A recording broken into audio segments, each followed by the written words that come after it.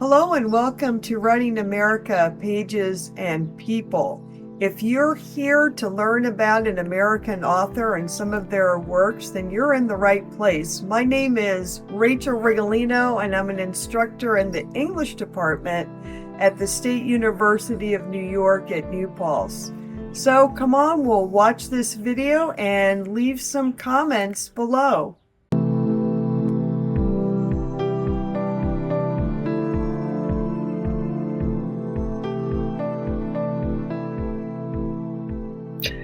Born in 1969 in Port-au-Prince, Haiti, Edwidge Danticat left her homeland at the age of 12 and settled in New York, where her parents had established a new life, away from the dictatorship and repression of the Duvalier regime.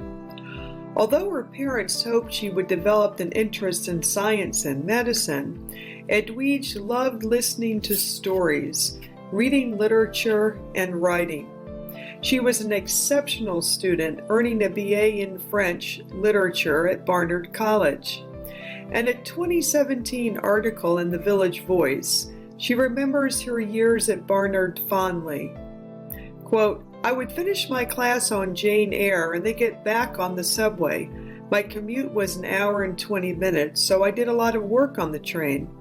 But because I was a commuter, living at home, whatever the textbook college experience was, I didn't feel like I was really having it. But I was getting a great education, and I had a hunger to get it all in. So much of that experience, the people, the environment, was new to me. At the library, you could watch these VHS copies of BBC versions of the Bronte novels, and I can remember binge watching before it existed. Those things. It was very nerdy of me, but as long as I was physically on the campus, I really tried to use every second I was there. I wanted to do everything." A few years later, Danticat earned an MFA in creative writing from Brown University, and success came early. Her semi-autobiographical novel, Breath, Eyes, Memory, was published in 1994. And her first short story collection, Crick, Crack, appeared the following year. The title comes from a Haitian custom. Before a storyteller launches into a tale, they ask Crick, and the eager listeners answer Crack. Her second novel, The Farming of the Bones, which is about the massacre of Haitians under the Trujillo regime in the Dominican Republic, won the American Book Award in 1999. Published in 2004, The Dew Breaker is a collection of stories, or a novel of linked stories, depending on how you view the book, that find their connection in the character of the Dew Breaker, a member of the Haitian militia known as the Tonton Macoute. The term Dew Breaker is a colloquial term that Haitians gave to these people who would often arrive before dawn in the early morning hours to arrest and then torture their victims, most of whom had dared to oppose the Duvalier dictatorship under Papa Doc and Baby Doc Duvalier. The reader learns that the Dew Breaker of the collection's title has moved from Haiti to Brooklyn, where he has settled into a conventional family life. The stories include not just his life story, but the stories of his victims. As you read The Dew Breaker, do keep in mind that several of the chapters were originally published as separate short stories. Seven, Water Child, and The Book of the Dead, for example, all appeared in The New Yorker. And as you read these three chapters, see whether you can detect that they were originally composed as self-contained texts and not as part of a novel. Edwidge Danticat has released many other books since The Dew Breaker. Her subsequent works include a memoir, Brother, I'm Dying, published in 2007, a book of essays, Create Dangerously, which came out in 2010, the novels Claire of the Sea Light in 2013 and Untwined in 2015.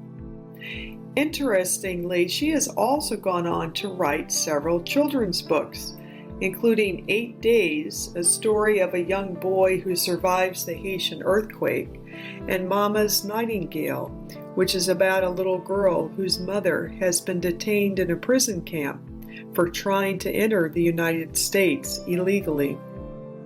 I was fortunate to have met Edwidge when she visited SUNY New Paltz in 2006.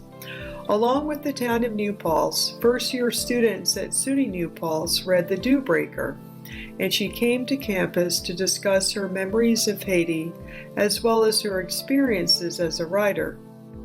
Sadly, I could not find a high-quality video from her talk at that time, but I did come across a brief video from 2009 when Danticat received a MacArthur Fellowship.